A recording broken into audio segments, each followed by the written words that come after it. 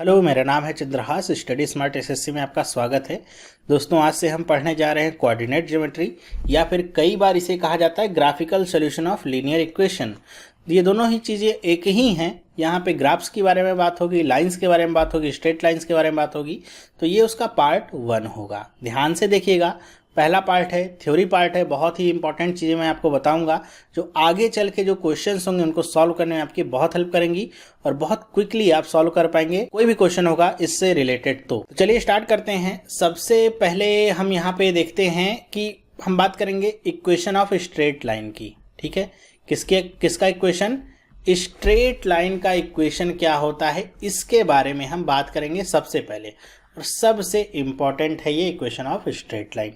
तो जनरली जो straight line का इक्वेशन होता है वो क्या होता है, उसे डिनोट किया जाता है ax plus by plus c बराबर में 0। अब इसी इक्वेशन में कई सारी कंडीशंस बनती हैं, उनके बारे में हम चर्चा करेंगे। तो एक जो मोस्ट पॉपुलर और सबसे जनरल कंडीशन है वो क्या होती है?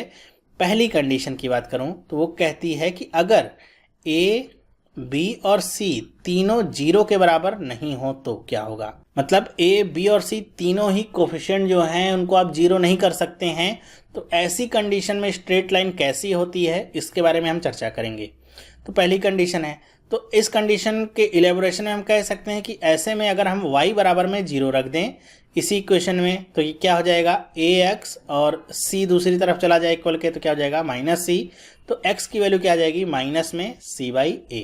मतलब x की वैल्यू क्या आ गई, माइनस में c बाई a, और y की वैल्यू कितनी है, 0। ये आपको एक कोऑर्डिनेट मिला। ओके, कोऑर्डिनेट का मतलब क्या होता है आप समझते हैं, x और y का जो कटान बिंदु होगा वही आपका कोऑर्डिनेट होगा। फिर इसी में हम कहते हैं कि अगर x बराबर में क्या हो, 0 रख दें इसी वाले इक्वेशन में, तो क्या मिलेगा इक्वेशन, by बराबर में c दूसरी तरफ जाएगा माइनस c। तो y की वैल्यू क्या आ जाती है यहाँ से, माइनस में c अपॉन b। ये आ गई y की वैल्यू। तो कोऑर्डिनेट क्या बन जाते हैं आपके, x की वैल्यू 0 है तो y की वैल्यू माइनस में c अपॉन में b है। तो यहाँ पे आपको दो कोऑर्डिनेट मिल गए, minus c upon a comma 0 और 0 कॉमा c अपॉन b।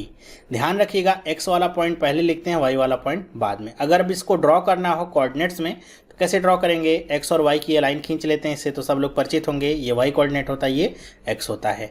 तो अगर पहले लाइन को, पहले वाले कोऑर्डिनेट को ड्रॉ करें, क्या है, माइनस में c अपॉन a कॉमा 0, तो ये कुछ यहाँ पे होगा minus c upon a comma 0, और ये b वाला कहाँ पे होगा, इधर होगा 0 कॉमा c बाई b।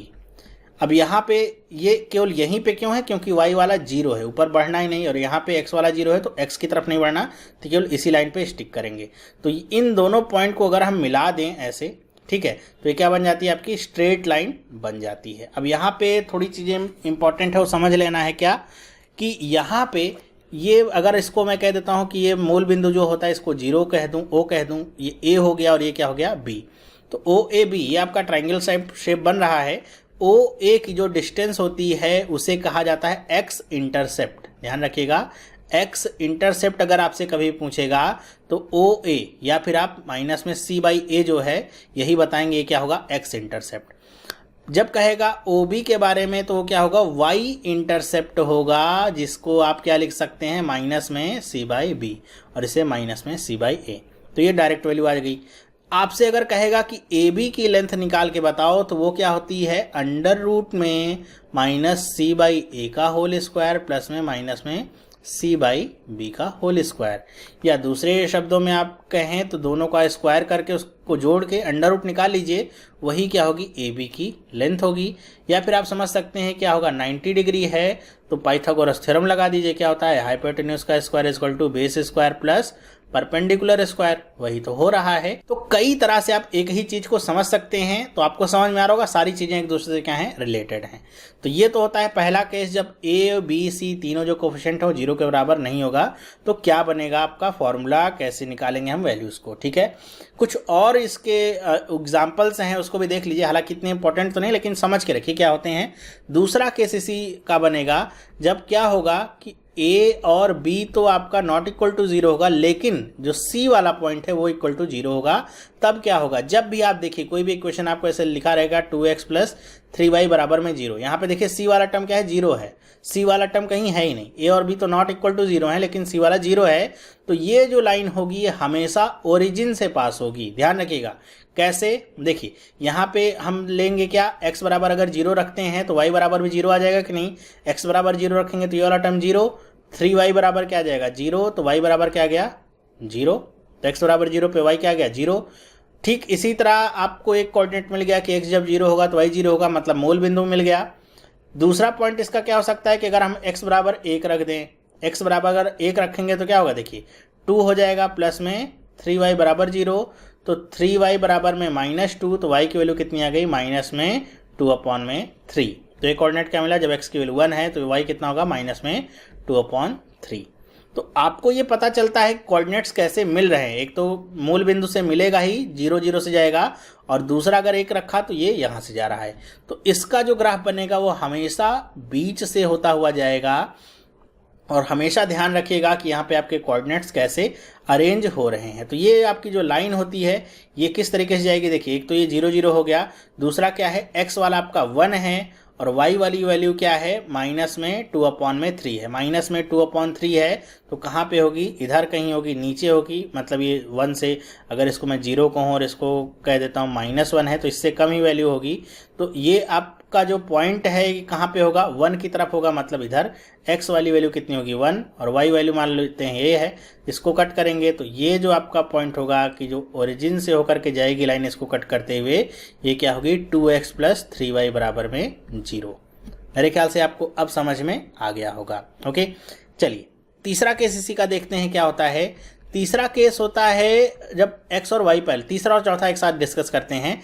तीसरा होता है कि जब a बराबर में 0 हो और b और c जो कोफिशिएंट है वो नॉन जीरो हो। कैसे, अगर इक्वेशन कुछ इस तरीके से लिखा रहे 3y प्लस 3 बराबर 0, अब यहाँ पे देखिए x वाला है क्या, नहीं है, ठीक है, तो ऐसा जो भी इक्वेशन होगा जिसमें a की वैल्यू 0 होगी वो हमेशा x के पैरेलल होगा। वो कैसे बनेगा कि ऐसे मान लेते हैं कोऑर्डिनेट है तो ये सीधे स्ट्रेट लाइन होगी, x के पैरेलल होगी। ओके, दूसरा चौथा इसी में क्या केस बनेगा, जब b की वैल्यू क्या होगी 0 होगी, a और c वाले क्या होंगे, नॉन जीरो होंगे। तो ऐसे केस में क्या होगा, जो भी लाइन होगी इसी को कह दें 3x प्लस 3 बराबर में 0, y 0 है, तो ऐसे केस में y क्या b यहाँ पे 0 है तो y वाला टर्म दिख ही नहीं रहा है, तो ऐसे केस में जो लाइन बनेगी वो कैसी होगी, y के सापेक्ष पैरेलल होगी, खड़ी लाइन ऐसे बनेगी। तो ये चौथा केस था, इतना ज़्यादा इंपॉर्टेंट नहीं, लेकिन फिर भी एक आइडिया लेकर के रखिए क्या मतलब होता है इनका। नेक्स्ट हम आगे बढ़ते हैं सबसे इंपॉर्टेंट पार्ट पे, जो कि काफ़ी एग्जाम में अगर देखूं मैं तो 70% पूछा जाता है, वो है क्या, एरिया ऑफ ट्रायंगल। ट्रायंगल का एरिया निकालना, इसमें भी एक दो केस बनते हैं।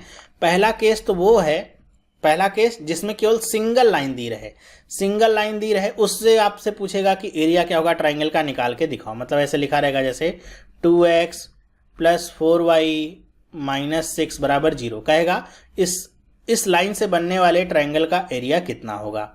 तो ये वाला जब भी केस होगा, मतलब ax plus by plus c बराबर 0 और a b c आपका क्या होगा, नॉन जीरो होगा, तो इससे जो भी आपका ट्रायंगल बनेगा उसका एक छोटा सा फॉर्मूला होता है 1/2 c स्क्वायर अपॉन में ab। इसको रख दीजिए, आपको ट्रायंगल का एरिया पता चल जाएगा। और एक बात इसमें और ध्यान रखिएगा कि इसको मॉड लगा लीजिएगा। यहाँ पे मॉड का मतलब क्या है कि कभी भी एरिया नेगेटिव में नहीं आना चाहिए। नेगेटिव जैसे यहाँ पे सी की वैल्यू होगी या ए और बी में से किसी एक की वैल्यू नेगेटिव होगी तो वैल्यू क्या हो जाएगी, नेगेटिव में आ सकती है। तो मॉड लगाएंगे तो क्या होगा, वो वैल्यू हमेशा पॉजिटिव में ही रिटर्न करेगा। तो मॉड के अंदर इसको 1/2 c square upon A B लिख लीजिए। दूसरी बात इसको समझने की रह गई, कैसे पता चला कि ये फॉर्मूला आया। तो अगर ये रहता है A B C not equal to 0, तो अभी हमने देखा था लाइन कैसे बन रही थी, कुछ इस तरीके से बन रही थी। वही वाला हम ले लेते हैं एग्जांपल, ये क्या हो गया o, ये क्या हो जाता है a और ये क्या हो जाता है b। तो इसका पॉइंट क्या था, इसका पॉइंट था -c अपॉन a, 0, और इसका पॉइंट था 0, -c अपॉन b, वही वाला पॉइंट है। तो ट्राइंगल का एरिया क्या होता है, 1/2 बेस इंटू हाइट, होता है कि नहीं, होता है।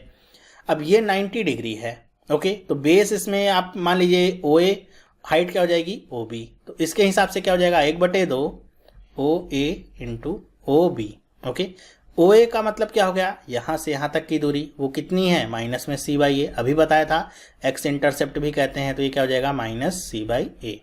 इंटू में ओ बी की वैल्यू कितनी है, देखिए minus C by B, minus C upon B, बस गुणा कर लीजिए, माइनस माइनस प्लस हो गया गुणा होके, सी करेंगे तो कितना हो गया सी स्क्वायर ए इंटू बी, तो अपॉन में ए बी आ गया, ये क्या गया 1/2। मॉड लगा लेंगे, इसलिए केयरफुलनेस थोड़ी हमारी रहे कि वैल्यू हमेशा पॉजिटिव ही आए, ठीक है। तो जब भी सिंगल लाइन आपसे कहेगा तो अब ये सब बनाने के झंझट में नहीं पड़ेगा, 1/2 सी स्क्वायर अपॉन ए बी रख के करिएगा, आसानी से आंसर मिलेगा। जैसे इस केस में देखिए तो 6 का स्क्वायर कितना हो जाएगा 36, ए बी का मतलब 4 दूनी 8 और गुणे में 1/2 ये रहेगा, 8 दूनी 16 हो गया, ऐसे ही कट कर सकते हैं तो आप कट कर लीजिए, कितना हो जाएगा, ये हो जाएगा 18, और कट करना चाहे तो कट कर सकते हैं, 2 चौके 8 और ये कितना हो जाएगा 9, तो 9/4 आ गया, या फिर 4 से आप भाग दीजिए तो और भी आपको एग्जैक्ट वैल्यू मिल जाएगी। तो इस तरीके से आप एरिया निकाल सकते हैं अगर सिंगल लाइन है तो, पहला केस। दूसरा केस इसी का क्या बनेगा, दूसरा और तीसरा केस एक साथ ही बताते हैं। दूसरा केस बनेगा जब आपको 2 लाइन दी रहे हैं, कैसे, एक लाइन मानते हैं a1x plus b1y plus c1 बराबर 0 है, दूसरी लाइन है a2x plus b2y plus C2 बराबर 0 है, 2 लाइन है ये, और इन्हीं दोनों लाइन का इंटरसेक्शन पॉइंट दे देगा कि इंटरसेक्शन पॉइंट इनका मान लेते हैं MN, मतलब इस पॉइंट पे, इस बिंदु पे दोनों एक दूसरे को काट रही हैं। तो अब जो क्षेत्रफल बनेगा त्रिभुज का वो कैसे निकालेंगे, ग्राफ में देख लीजिए कि ये XY हो गया, मान लेते हैं एक लाइन ये है और दूसरी लाइन ये है, इंटरसेक्शन पॉइंट इनका कितना है M, N है, ठीक है, MN है। अब इसको मान लेते हैं A है, ये क्या है B है, और ये पॉइंट हम ले लेते हैं क्या, P ले लेते हैं, चलिए P ले लेते हैं, ठीक है। तो आपको त्रिभुज का क्षेत्रफल निकालना है। अब ये वाला पॉइंट कितना होगा, ये वाला पॉइंट, तो ये वाला पॉइंट निकालना मेरे ख्याल से बहुत आसान है, कितना हो जाएगा माइनस में C अपॉन A1, 0, और ये वाला पॉइंट कितना होगा, दूसरी लाइन से जो बन रहा है ये होगा minus C upon A2, 0, okay, ये दूसरा पॉइंट हो जाएगा। अब इसी को लेकर के हमको बनाना है या फिर निकालना है त्रिभुज का क्षेत्रफल, तो वही हमारा सेम रहेगा कि यहाँ से अगर हम एक परपेंडिकुलर ड्रॉ कर दें तो ये कितना होगा, तो ये 90 डिग्री होगा, क्या होगा 1/2 बेस इंटू हाइट। बेस क्या है यहाँ पे, तो बेस है AB, तो यहाँ पे क्या लिख सकते हैं 1/2 क्या आ जाएगा AB। हाइट क्या है यहाँ पे, तो अगर इस पॉइंट को मैं ले लेता हूँ Q, तो हाइट क्या है PQ, तो ये लिख लिया PQ। अब सोचेंगे कि आप इसकी लंबाई निकालनी पड़ेगी, नहीं, इसकी लंबाई का मतलब क्या है कि आप देखिएगा ओरिजिन से यहाँ पे जो n वाला पॉइंट दिया गया है बस वही रखना है और कुछ नहीं।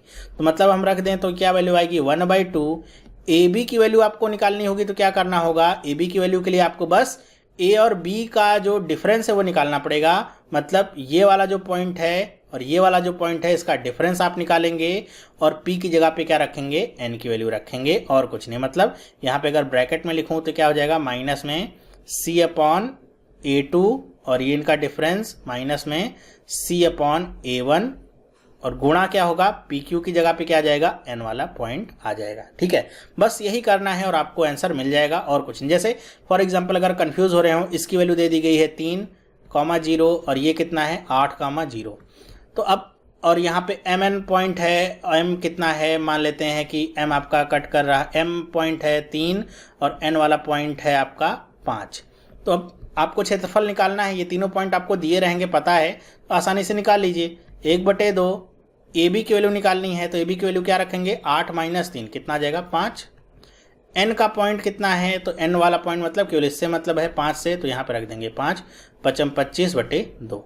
मतलब दिखने में थोड़ा सा कठिन लगेगा, निकालना कितना आसान है आपको पता चल गया। तीसरा केस इसी में बनता है जब यही जो आपका ग्राफ है, सेम ग्राफ, ये तो x अक्ष के सापेक्ष बना है, अगर y अक्ष के सापेक्ष बने तो क्या होगा, सेम बात होगी। ग्राफ कैसे बनेगा बस वो देख लीजिए कि वो ग्राफ कुछ ऐसे बनेगा, ये लाइन ऐसे जाएगी और ये लाइन ऐसे जाएगी, यहाँ पे यही पॉइंट होगा P और ये क्या हो जाएगा M, N, ये यहाँ पे वही पॉइंट आपके, अब यहाँ पे तो x वाले पॉइंट थे, यहाँ पे y वाले पॉइंट हो जाएंगे कि 0, C माइनस B1, और ये क्या हो जाएगा 0, C माइनस B2, B1 और B2। बस यहाँ पर भी वही करना है कि इन दोनों पॉइंट को डिफरेंस निकाल लेना है, और इस केस में आपको जब y के सापेक्ष बनेगा तो आपको M वाला पॉइंट लेना है, क्योंकि ये x अक्ष से दूरी बताएगा जितनी हाइट होगी ये, बस, और कुछ नहीं करना। सारा जो भी आएगा क्षेत्रफल निकालने के लिए त्रिभुज का आसानी से आप कर पाएंगे। अभी हम क्वेश्चन जब चलेंगे तो देखेंगे कितना आसान है इसको करना। ओके, इसी पे और आगे बढ़ते हैं। एक आखिरी पॉइंट डिस्कस करते हैं जिसको हम कहते हैं सॉल्यूशन ऑफ इक्वेशन, या फिर हम कह सकते हैं कंसिस्टेंसी या इनकंसिस्टेंसी ऑफ इक्वेशन। इसमें 3 टाइप होते हैं। देखिए, अगर आपके 2 लाइनें दी गई हैं या 2 इक्वेशन दिए गए हैं, जिनको अगर हम ऐसे कह दें a1x plus b1y plus c1 is equal to 0, और दूसरा इक्वेशन है a2x plus b2y plus c2 is equal to 0। ये 2 इक्वेशन है। ओके, पहला इक्वेशन और दूसरा इक्वेशन।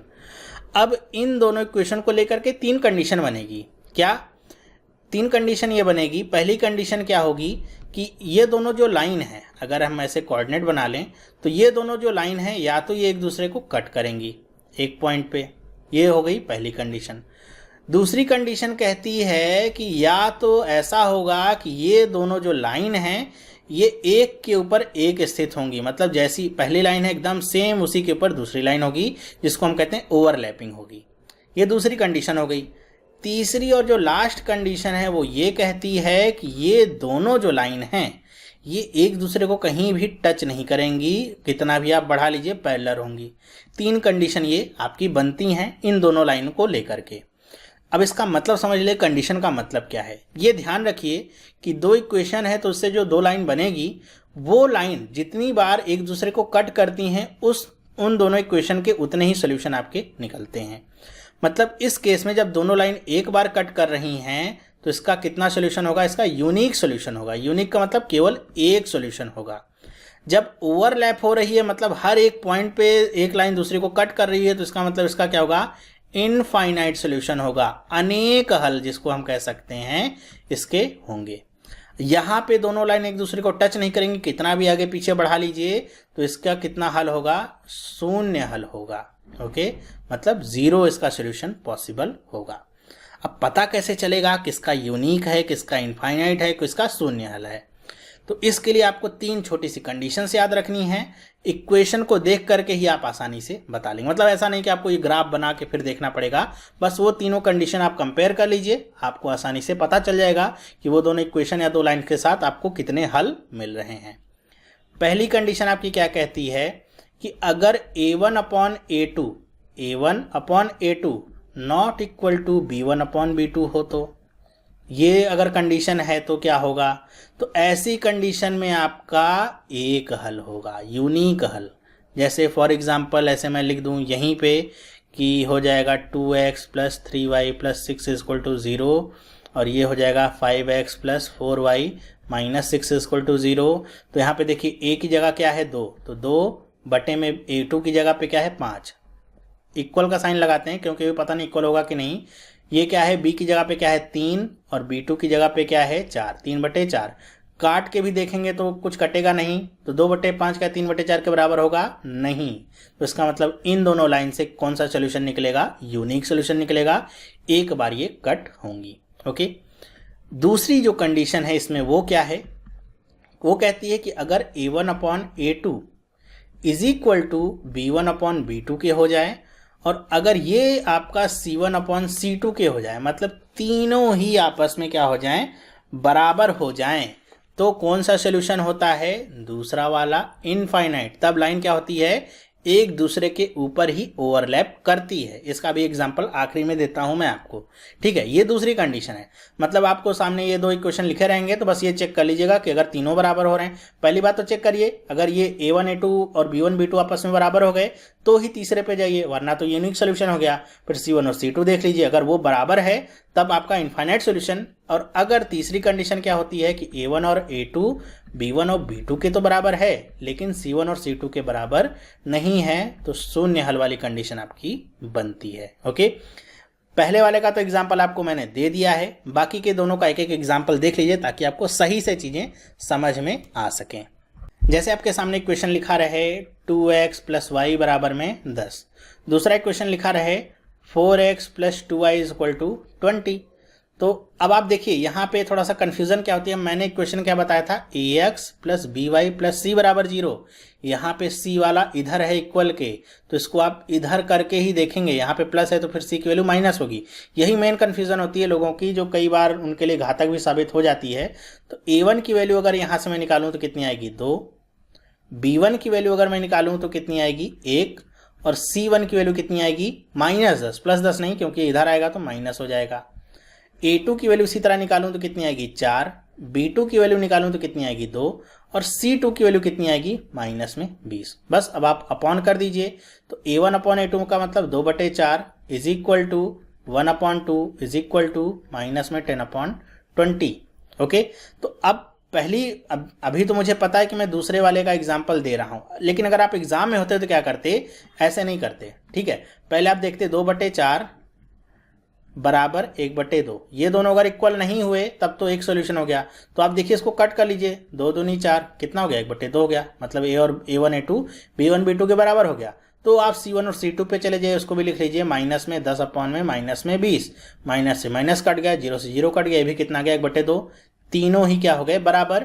मतलब ये क्या हो गया, इनफाइनाइट सोल्यूशन हो गया। इसके अनेक हल हैं। ठीक है, इसके अनेक हल हो गए। फिर हम एक और देख लेते हैं आपके लिए एग्जाम्पल लेके। क्या होगा कि अगर ऐसे लिखा रहा है इक्वेशन, क्या 2x प्लस वाई बराबर में 6, और दूसरा इक्वेशन क्या लिखा रहा है, यही वाला रहे, क्या लिखा रहा है 4x प्लस 2y, और यहाँ पे लिखा रहा है बराबर में 8। तो क्या होगा देखिए, हम फिर से a1 और a2 की वैल्यू तो पता है, b1 b2 की वैल्यू पता है, फिर से लिखने का क्या मतलब है, c1 और c2 की वैल्यू लिख ले। c1 की वैल्यू -6, c2 की वैल्यू कितनी आ गई, -8। तो a1 और अपॉन a2 करेंगे सबसे पहले, बराबर में b1 अपॉन b2 वाली कंडीशन चेक करते हैं। तो a1 अपॉन a2 क्या हो जाएगा, 2/4 बराबर में 1/2। तो 2 दूनी 4, 1/2 हो गया। c1 और c2 को भी बराबर में लिख के चेक करिए, क्या होगा, ये हो जाएगा -6 में -8, माइनस से माइनस कट गया। 6 और 8 को काट लीजिए, 2 3 6, 2 चौके 8, कितना गया, 3/4। फर्दर अब कटेगा नहीं, तो इसका मतलब क्या हो गया, 1/2 is equal to 1/2 but not is equal to 3/4। तो c1 और c2 की वैल्यू बराबर नहीं हुई, मतलब इसका कितना सोल्यूशन होगा, 0, या फिर हिंदी में कहें तो शून्य हल हैं इसके। तो ये था आपका तीसरा पॉइंट।